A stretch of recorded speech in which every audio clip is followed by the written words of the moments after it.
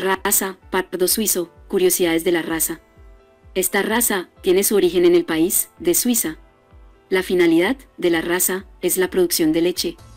El color del pelaje va del café al color gris. El primer parto es a los 29 meses.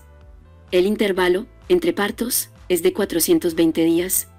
En temas de longevidad, puede vivir fácilmente 10 años.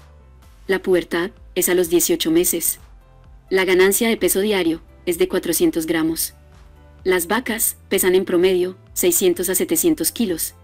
Los toros, 1000 kilos.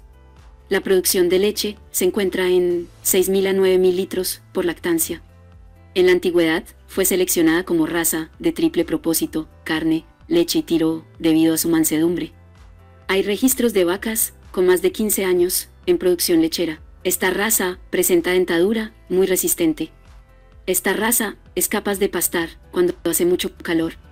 No presenta partos difíciles y el porcentaje de preñez es alto.